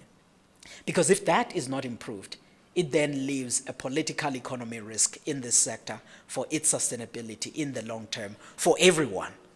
The large scale and the medium scale farmers cannot rest themselves as well with a sector that is looking that way. But I think the government on itself, Minister Nyonso and the others, need to be looking at those numbers very seriously and considering what they can do with the land that is currently on their hands. And as that is happening, we also need to be thinking more strongly about this issue of the exports. And I said again that not all of you will be exporting, but if South Africa exports, from a pricing aspect, you all benefit, because if we have a glut of the product that is in the South African market, like she was making an example about her peppers, now you depress the prices for everyone, and that causes a little bit of some profitability issues. But as a country, we have succeeded in this angle. That pie chart just gives you a glance of where we are exporting to. Last year, almost record $14 billion of the exports, but we need to grow those if we are able then to support the new entrants of black farmers that would add the produce and take us forward on that. And that brings me to the issue of today, because you are thinking about growing the export in an environment that is no longer as in the past. Because in the past, we're all in the stream of globalization. Because if you look for a moment back again on the other chart that is on your left of there, you'll see that in the early 2000s, South African agricultural exports were around $2 billion, now at $14 billion. But you've grown a lot in the 2005, 2008 in that globalization juicing. At this time around, then, we are now changing and moving to the world that is much more protected. And by the way, the issue is not only the US. Even if you look in other parts of the world, there is growingly more protectionism. And I think that as South Africa, we have to navigate that environment well. It may seem far, and some of the statements that gets to be said in a geopolitical space, they may seem as things that are much more divorced from where we sit, but they are pretty much very directly linked on where you are. And I think they are linked to the bigger picture of what's happening in the world at this moment. Many people that graduated here before 2012, before 2015, pretty much existed in the world that is in the left-hand side, where the US and the Western values and the economic system was the one that dominated the world that we're living in. But today we are in a space where things are changing. On the trading side, China has already won the war on that. They are dominant. But also in the knowledge side, and I would argue that, Vice Chancellor, even when you are thinking about the spending, there was an issue released by The Economist in September last year where they showed the universities by spending in science, and Chinese universities were at the top of that. And I think forming and strengthening those partnerships that you have with others in that way becomes very important to say, let's balance the Western world as well as what we are seeing evolving, so that as a place of learning, we are existing in between those worlds in a much more balanced approach that will be important for our sustainability as well as our growth. Because we know that the world is changing, and is changing in a very tough environment, and this issue of tariffs, it will weigh on global growth. Because that decline of the tariffs from the 1800s all the way in the 1960s, it brought some improvement in the world economy, because that allowed trade to take place. And that improvement on trade also delivered a bit of improvement in the well-being of societies across the world. The only thing that now, we can say that as a joke to say President Trump has achieved the impossible. He has made uncertainty quite predictable, but he has. And that is the problem when we are thinking about the long-term investment for all of us who are in the emerging worlds. Already we are seeing that the global economy is not going to be growing the levels that we are in. The world in general typically grows at around about 3.6% or so, but right now you will see the world growing at a far lower pace. The only significance for us on that is what will be the demand for the products that South Africa and many of our industries are actually exporting to the world. And that has implications for agriculture, for mining, manufacturing, and many others that are in the export businesses. And I think for this province, by the way, because you are also heavy in mining and the others, these are all things that many people, when they are looking in the world, begin to think about. And the issue of the US cannot be just isolated on one thing, because the issue of the US and South Africa has been long going for some time. In 2012, when we were renewing the AGOA, there were issues about poultry stuff. There were issues about intellectual property rights issues, our politics in the Middle East, the BRICS matters. The point is that geopolitics are increasingly part of the scope, which is where then I think, Jan, you and the economics colleagues, Gidi, and the others, as you are thinking about this. And I think in the macroeconomic space, this is where some of the international relations material we may have to increasingly be introducing when we are training students that are in economic side, because this is the world that they will be existing in, and they have to have a clearer picture on this. And the South African posture is clear that we have to be reviving the relations with the US and making sure that we are existing in this world in a much more useful way to protect our sectors that are in the exporting side. But the point that is clear is also that the South African economy is not going to be growing at a satisfactory pace over the next 3 or 4 years. Those are the figures that we have on our side, where the South African economy will be growing at less than 2%. For every 1% growth in the South African economy, we typically see about 0.5% improvement in employment. If then the economy is growing like that, Jan, you said unemployment is over 30% earlier making your remarks, then that just means that this is a problem you are sitting in, which ties in to the Vice Chancellor and your point that do we need then to be having as many CVs, or should we be thinking also about doing something if we can? Because that labor market is going to be remain very tight for quite some time if those are the prospects that we are seeing in a macroeconomic picture of South Africa. And the South African problems cannot be isolated to President Trump. This economy has not been growing for some time, and one of the key issues is actually that green line that you are seeing there, where private investment has just not been in the South African economy since around the financial crisis. And the sentiment has been down. And you all know the problems of this country, from state capture to many other aspects that have been discussed at length that we need to be resolving and looking at. And I think the Operation Vulindlela and many other aspects that the Treasury and the others are starting simply speak to those aspects. But I think for agriculture, what will be very important in the near term is really thinking about this aspect of trade diversification. Because if we are saying as many people as possible must come to the sector, we need then to be also thinking about the opening of the export markets. And countries in the Middle East, countries in Asia, as well as within the BRICS grouping, they do have the capacity to absorb some of the things that we have. But we're struggling with higher tariffs in some, phytosanitary barriers, but also the question as to whether the DTIC in South Africa has sufficient capacity for the moment of today to be opening up as many of these markets as possible, or they should be receiving more support from academia, private sector, and the others, so that we strengthen our team, because we're no longer in the early 2000s world that we were existing in. These are the broad and the big problems that I think we have to be thinking about when we are saying, how do we grow agriculture? There's something we can do at a primary level, but much of what we will be doing in our farms, it has to be linked and in sync with what's happening at an international level and what the South Africans should be doing in that side.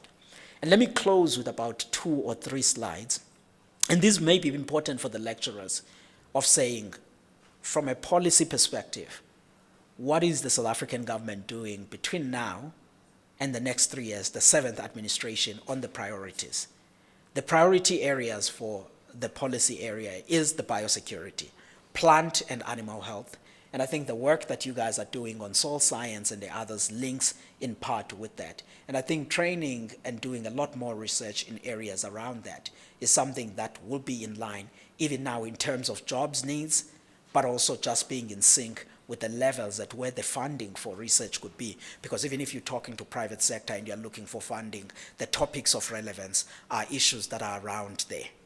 The second aspect is, of course, around the issue of exports that I've talked about, which I think the Agriculture Economics Department needs to be firming up and doing at least more work on the international trade aspect, because that is what, for now, and at least the next 5 years or so, will be an important area of focus for firms as well as on a government side.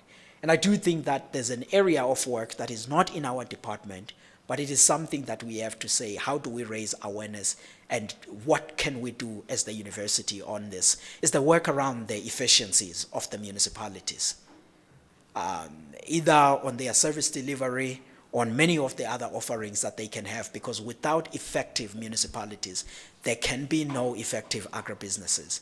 You all remember the story in 2021 where Clover was leaving Lichtenberg because they couldn't provide anything.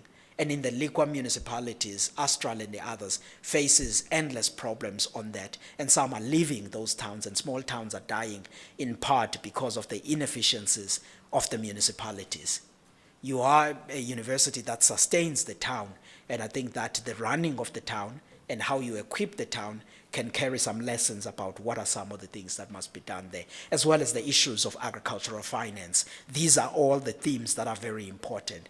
And I think lastly for me, that is always important to emphasize, is that the South African government must release some of the land that we are sitting with.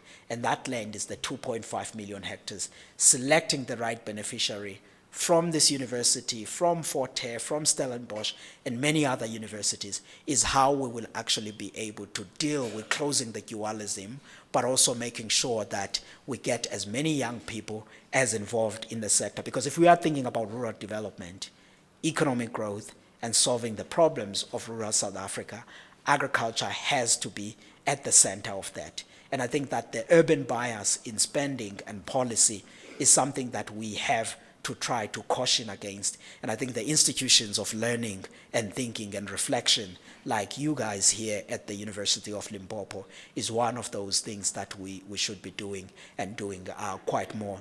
And with that, I am going to thank the leadership of the university, from the foundation, and for all your generosity. And Victor, I don't know where he's seated, but he's someone that made sure that I'm able to get in here and deliver some of these remarks. And Program Director Jan, let me end it there. I see that we are running against time, but thank you so very much for listening.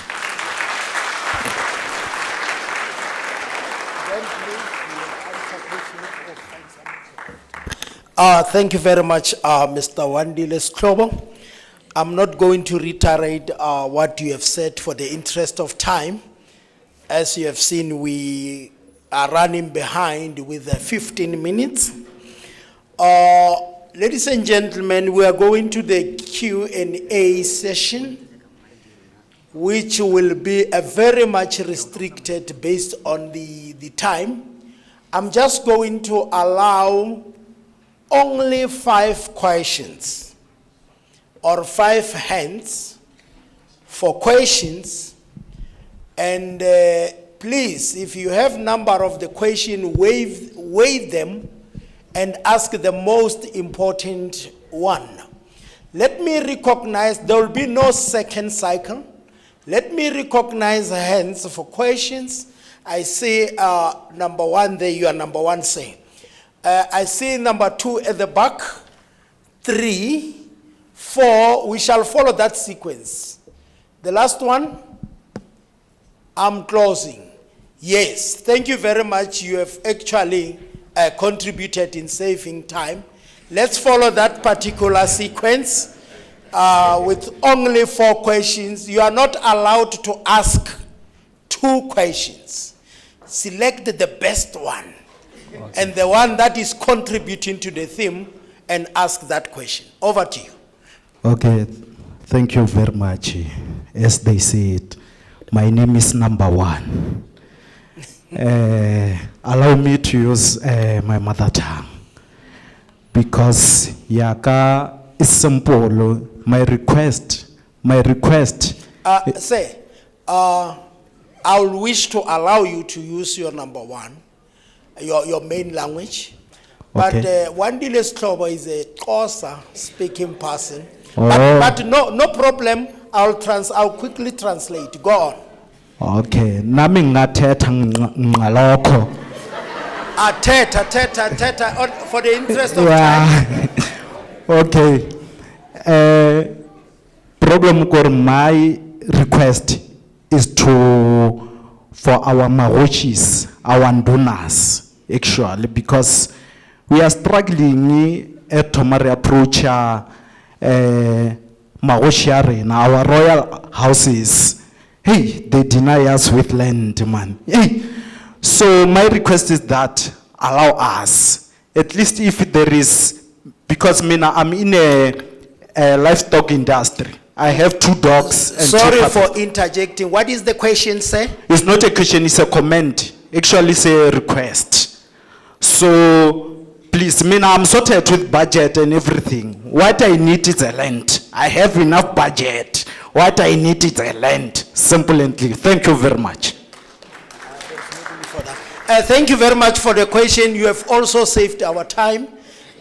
Your request, I think the members of the tribal authorities, they are here. They will note it. Thank you. Let's move with that sequence. There was a hand at the back there. At the back. Yes.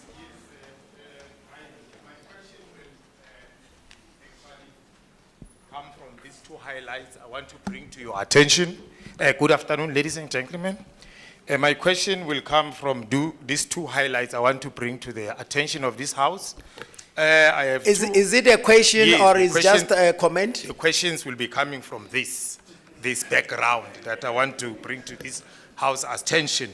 Okay, but We- please yes, South assist Africa- us in saving time. Go ahead. South Africa, with the richest in our biomes, the plants, the agriculture we're talking about, South Africa has over 10% of all the plants on earth. I want to bring that to your attention. We are the richest. You remember the rooibos, it's been stolen from us. The Hoodia, it's been stolen. The Sutherlandia, it's been stolen. And now the aloe, it's been stolen. Secondly, that was one highlight. We are too far-sighted as the scientific community. I don't know why we look things too far when we have our own problems locally. For an example, we have Mopani worms that we can actually commercialize, but we are letting it roam around. And Mopani worms is actually more than 2 times more protein than beef. That is an Mr. agricultural... Matebola, can I interject? Okay. The information is noted. What is the question? Now the question comes again. Secondly, that is the last one, part of what you cut me. The institutions that exist around our communities, the churches that does a lot of community work. Now the question comes, who do we expect to bring the marriage between all these institutions that acts to see community engagement in agriculture and doing all the individuals who are doing all this work? Who are we expecting to do the work to bring these people, the community, the churches together so that we achieve the goal of a good livelihood, skills development? Because we've not done anything. We've not done anything since we've seen The question is noted. Thank you very much. Thank you. Let's follow the sequence. The third hand was here.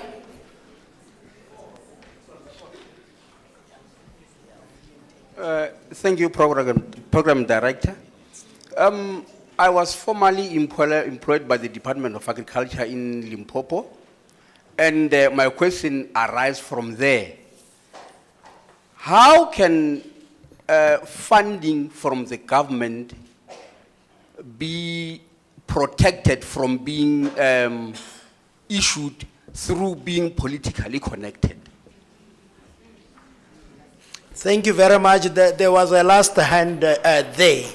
Yes, there at the corner.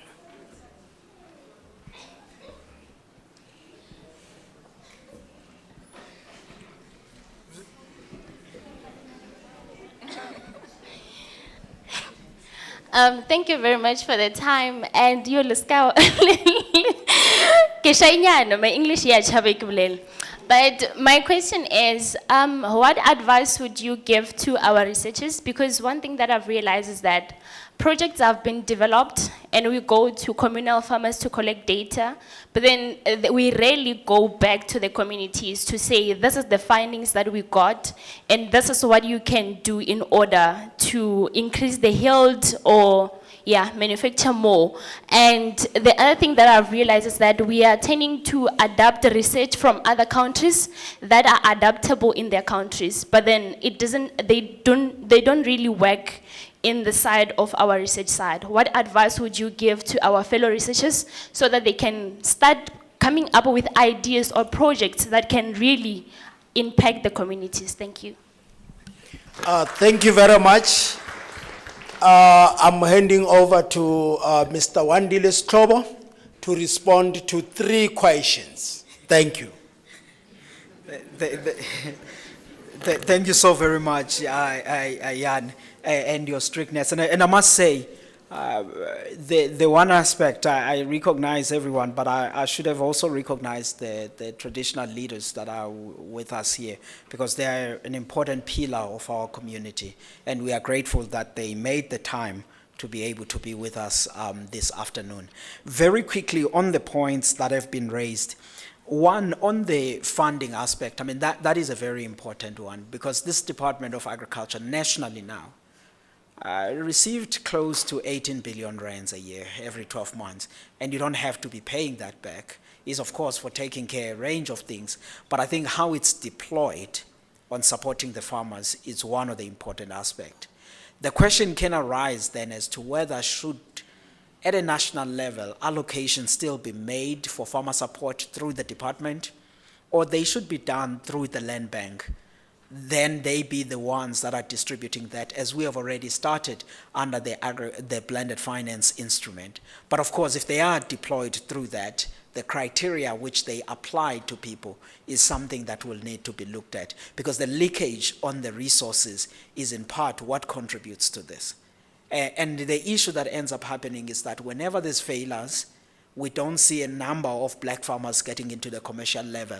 We look back to history. Yes, the issues of the history adds onto this, but the last 30 years, we also have not been as effective in actually making sure that South Africa is in the right place. And I think your question is valid on that. And I would think utilizing one of the instruments to distribute certain fundings of the department could be one of the instruments.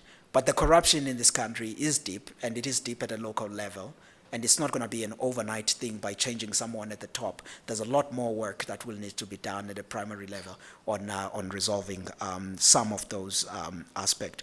I mean, the point about the research is valid, both in the type of research that gets to be done, but also how it's communicated back.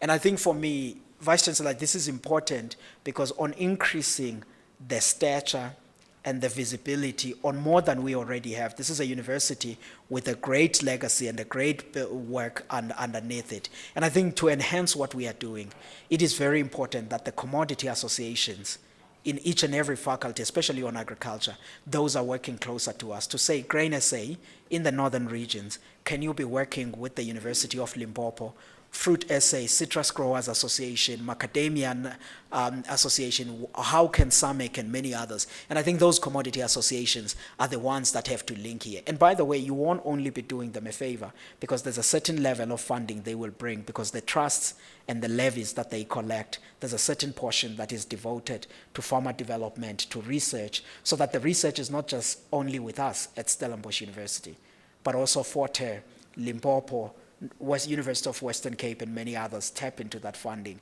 And I think that's the conversation we may actually have to have outside of this. And that links with the relevance of the topics and the things that we get to address. And I think the outcome then of that research can be communicated back via the farmer associations and their study groups and. And the issue of organization, of saying, how do we organize better? Who should be doing that? Because the churches play a valuable role. The traditional leaders are the custodian of the land that, if you look at it in its legality, it is still under the South African government. And they are the custodians that manages that land on behalf of the state. And I know there's politics on it, if you think about it, because everyone will feel like they own the land. They are the ones that are in there. But legally, that's how things are set up. And the person who's supposed to gather the people together, it could be either on the government side and bringing the churches and the others, or it could be on a neutral point where you can say, okay, we will have a land governance desk at the university where we are having conversations with the churches in our region, leveraging the convening power of the foundation and many others to say this is a space at which, at least this area that we are in, we can have these stakeholders and reimagine what we can do on our area. And there is no better time than thinking about the reforms than today, because South Africa is thinking about reforms all over the place, Operation Vulindlela, trade, and many other areas. That means then this is an opportunity for new ideas at which they could be received by the policymakers, and it would help to utilize the moment that we are in to actually touch on those aspects. And again, let me end this by saying from the Agricultural Business Chamber side, we don't take for granted that you took 2 hours of your time in this afternoon to be with us here. And Victor, for making this happen on your side, Mr. Rabokhoda, we are very thankful. The last time I read much of his work, he was doing a lot of work about doing business in Africa, and I'm so glad that you are with the university and continuing again that journey of bringing business into academia, and I'm very grateful for the opportunity. Thank you so very much.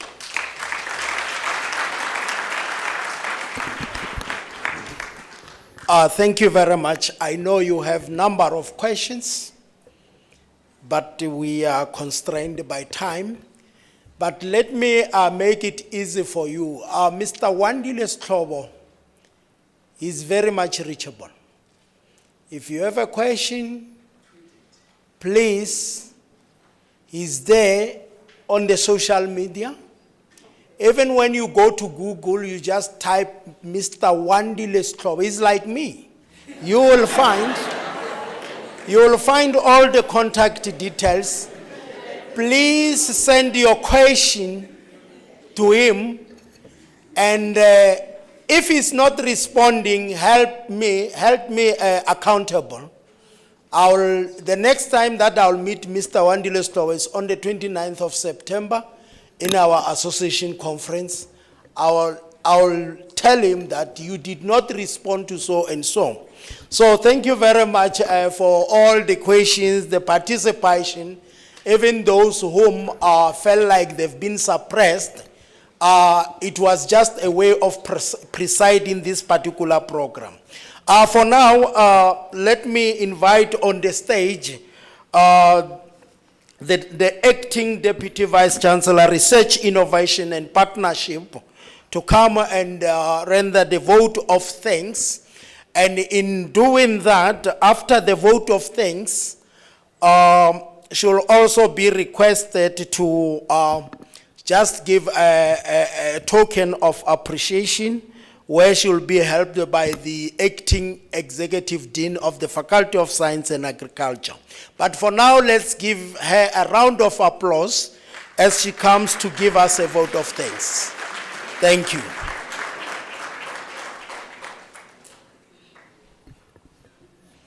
And those who knows about those token of appreciation, Professor Mushibudi Bopape Mabapa, please, you will help them. Thank you.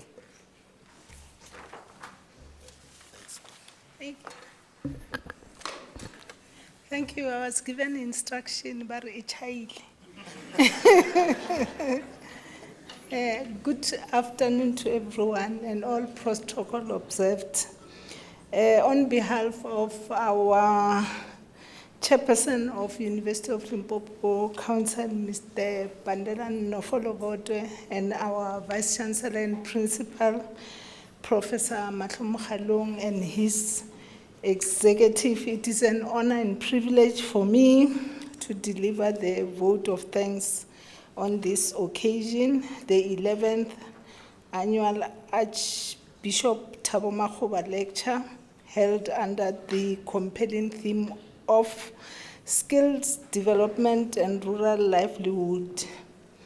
Let me begin with extending our deepest appreciation to the Arch, who is visionary and as a chairperson of the THABO MAKGOBA Development Trust, his steadfast commitment to social justice and community upliftment and youth empowerment continues to inspire and challenge us.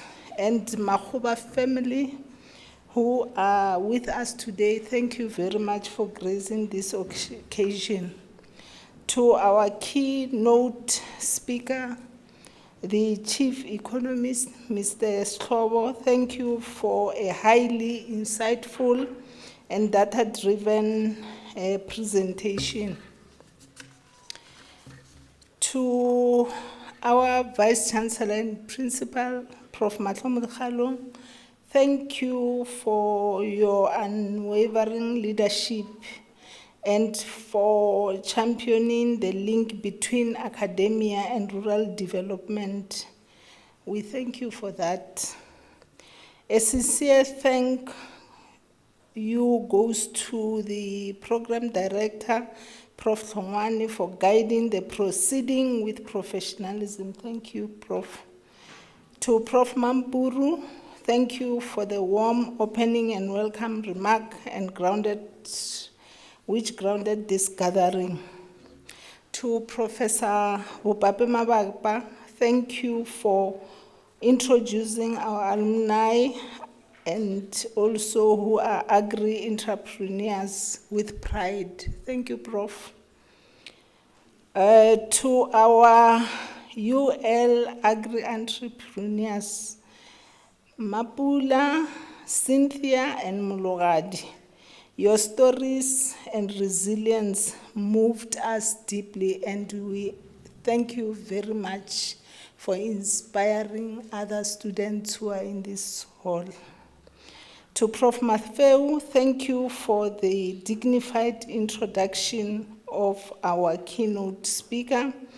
To all our invited dignitaries, members of the University Executive Management, and colleagues who graced today's event, your presence underscores the importance of collective ownership of the development, and thank you very much and have a good afternoon.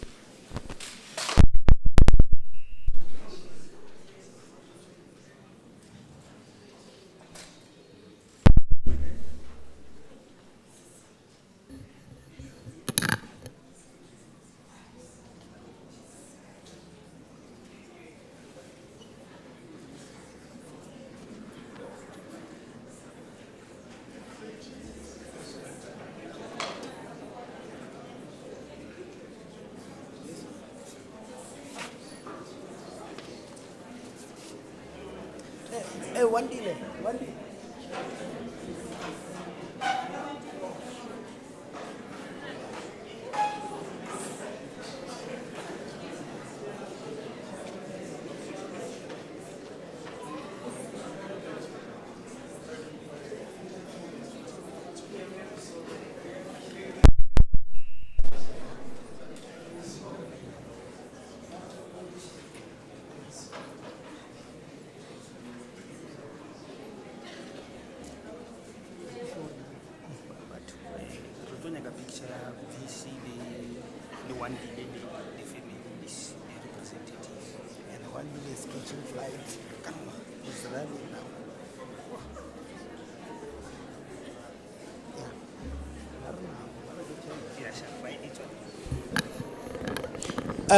Ladies and gentlemen, we have reached the end of this ceremony. There is one announcement. All students in our midst must remain in this hall as people will be leaving the hall. And as people will be leaving the hall, the UL choir will also be rendering some song to keep the students busy who are remaining in the hall for food. And on that note, ladies and gentlemen, thank you for coming. You are now released. Enjoy the rest of your day and evening. The choir, just give us some songs. The student must remain in the hall.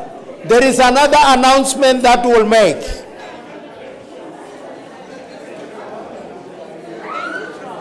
Thank you, Celia.